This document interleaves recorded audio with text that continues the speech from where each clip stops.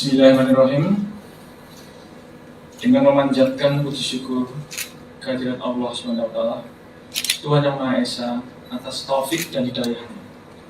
Maka pada hari ini, Jumat tanggal 28 bulan Januari tahun 2022, saya Direktur Jenderal Bidang Vokasi dengan ini secara resmi melantik saudara-saudara dalam jabatan yang baru di lingkungan Direktorat Jenderal Bidang Vokasi, Kementerian Pendidikan, Kebudayaan, Riset, dan Teknologi.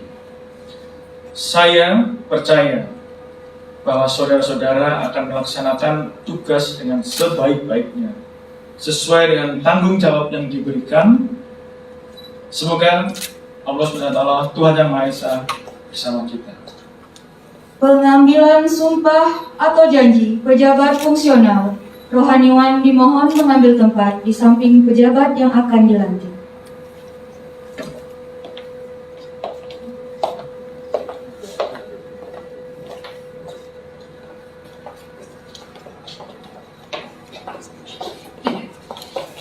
Pengambilan sumpah atau janji jabatan oleh Direktur Jenderal Pendidikan Vokasi, Kementerian Pendidikan, Kebudayaan, Riset, dan Teknologi Republik Indonesia, diikuti oleh pejabat fungsional yang akan diambil sumpahnya.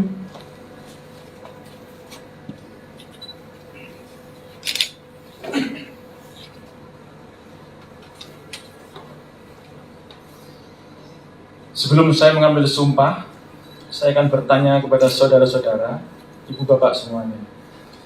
Apakah saudara-saudara bersedia mengucapkan sumpah menurut agama dan kepercayaan masing-masing? Bersedia. Untuk yang beragama Islam, ikutilah kata-kata saya.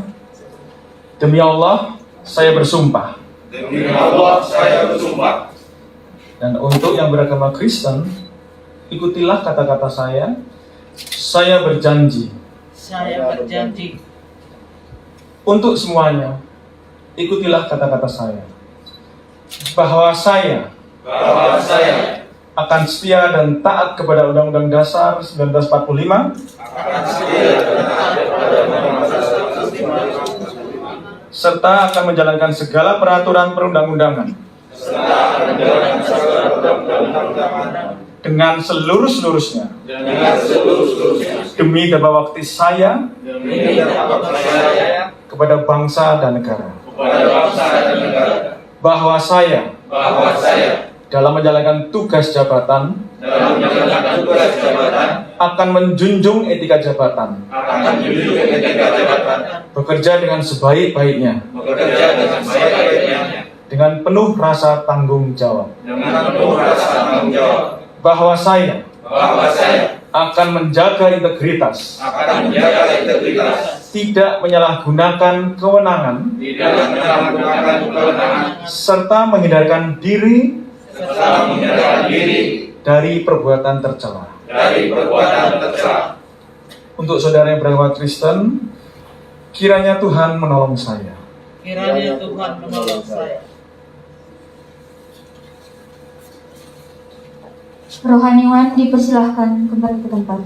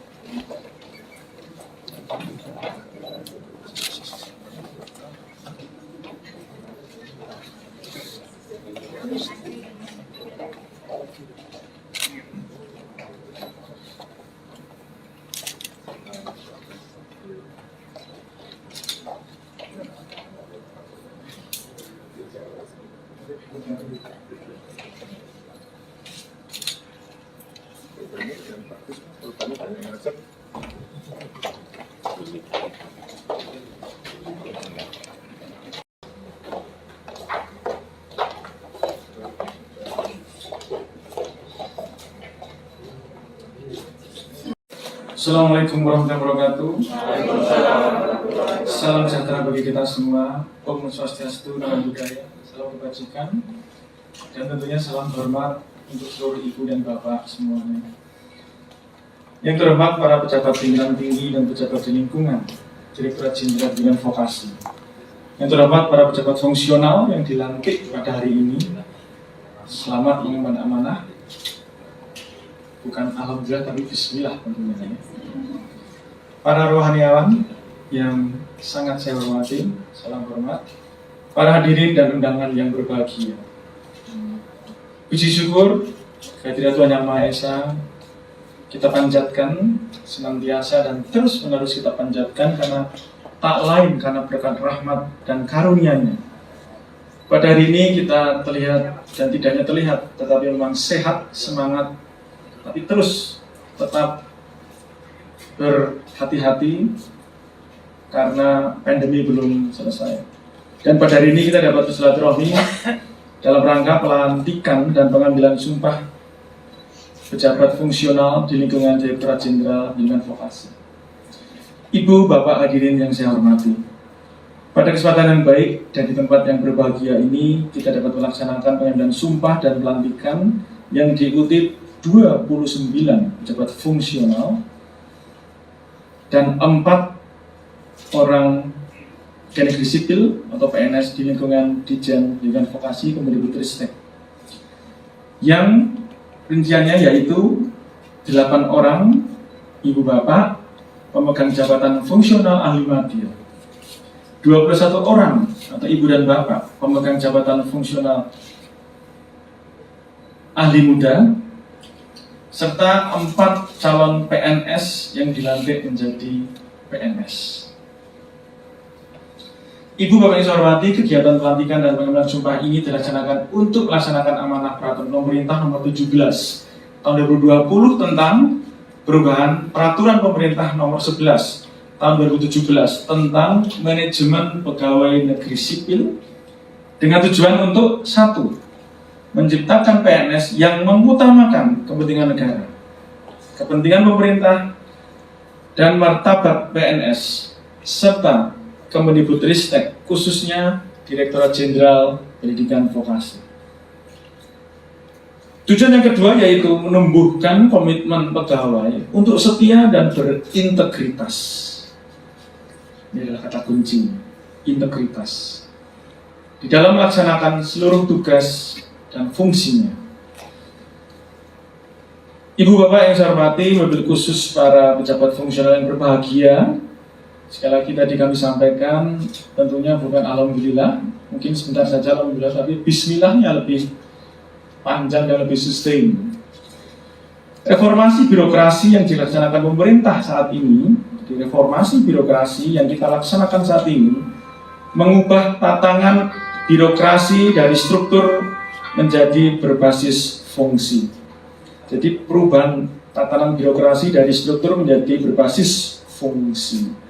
Dimaksudkan untuk apa? Yaitu untuk menuju tatanan birokrasi tingkat dunia, yaitu birokrasi yang tepat ukuran, tepat proses, dan tepat fungsi. Ya, membacanya mudah.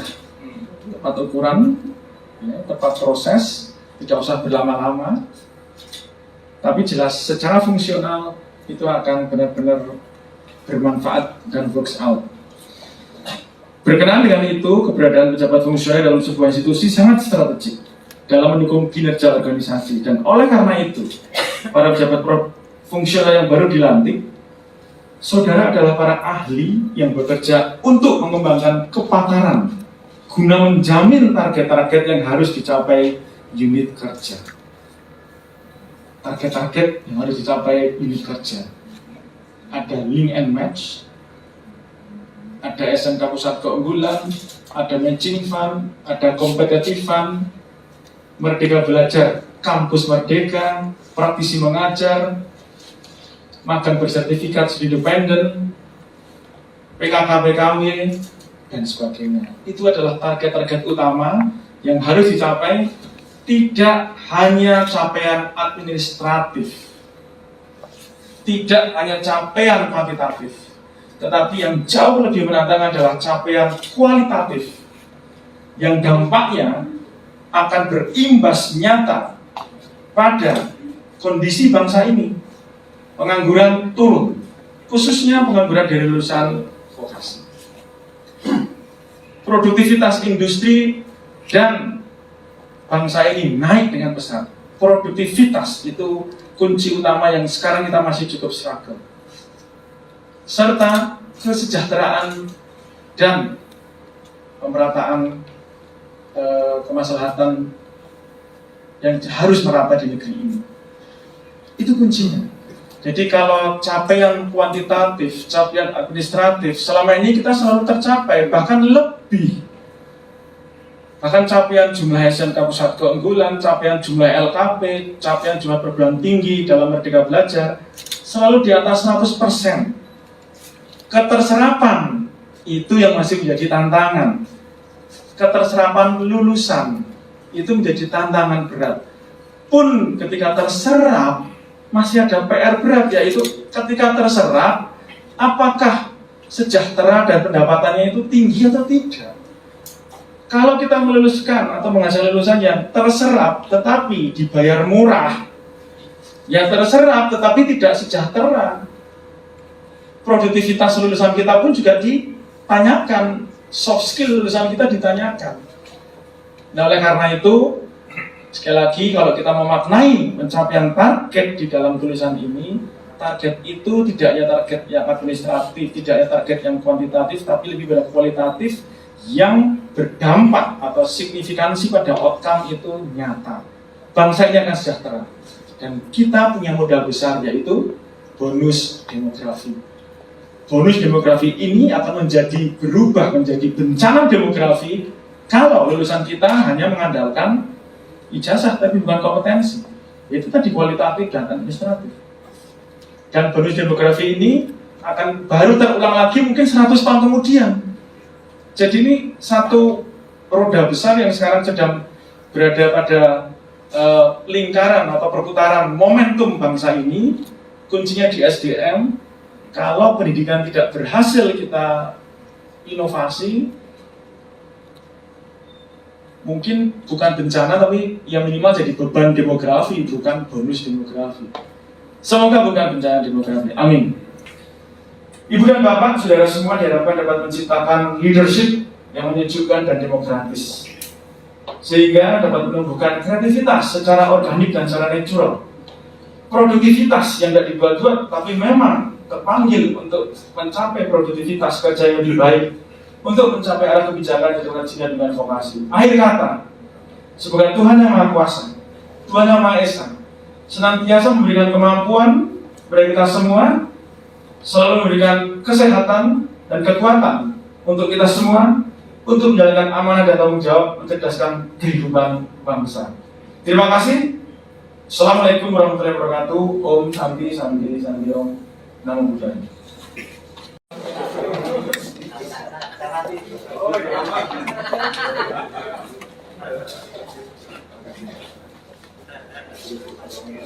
Dimohon berkenan Pak Dirjen untuk foto bersama dengan tetap mentaati protokol kesehatan. Terima kasih.